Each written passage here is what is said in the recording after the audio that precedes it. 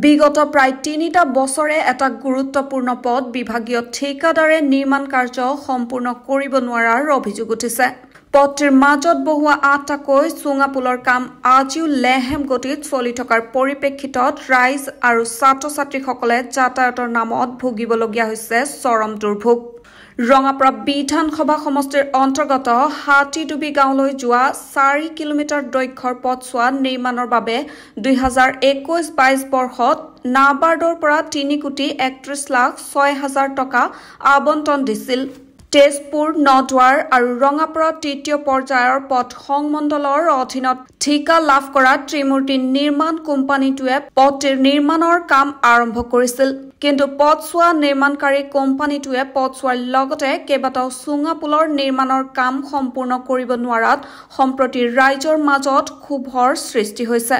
পথছোৱা ঠিকাদাৰজনে লেহেমীয়া গতিত নিৰ্মাণৰ কাম কৰি থকাৰ পাছতো বিভাগীয় কৰ্তৃপক্ষই চকুমুদা কুলিৰ ভাও ধৰি অহাৰ অভিযোগ উঠিছে। স্থানীয় ৰাইজে শীঘ্ৰেই পথটোৰ নিৰ্মাণ কাৰ্য সম্পূৰ্ণ কৰি ৰাইজক যাতায়াতৰ ক্ষেত্ৰত উপকৃত কৰি তুলিবলৈ লোক নিৰ্মাণ বিভাগক দাবী জনাইছে।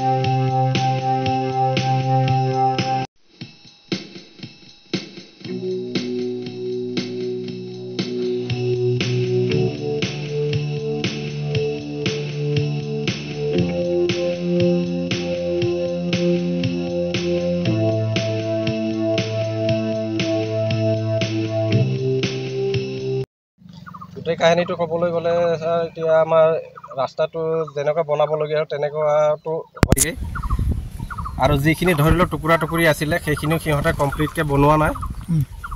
মানে গোটেই মানে যেনি তেনি টুকুৰা টুকুৰি এৰি গৈছে। সেইখিনি সোধোতেও কৈছে তেখেতলোকে যে আমি পিছত এইবিলাক মছলা ফিল আপ কৰি দিম, কিন্তু আজিলৈকে মছলা ফিল আপ কৰা নাই। আপোনালোকক এতিয়া মই দেখাই যাম, ইফালে আছে দেখি পাব। আৰু যিবিলাক কালভাৰ আছিলে কালভাৰকেইটাও গোটেই মানে এনেকুৱাই কিবা কৰিছে নহয়। বাইপাছ মই গালি পাৰিছোঁ সিহঁতক, আপোনালোকে বাইপাছ বনাই পাইছে না নাই। পিছত সিহঁতে কৈছে বাইপাছটো বনাম আমি অলপ পিছত বনাম। কি মানুহ এজন মৰি গ'লে বনাব নেকি বুলি পেলাই কৈছোঁ মই।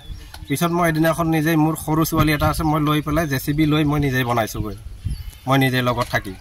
কিমান দিনৰ পৰা পৰি আছে এইটো প্ৰায় কালভাৰকেইটা আমাৰ 1 মাহ প্লাছ হৈ গ'ল এতিয়া।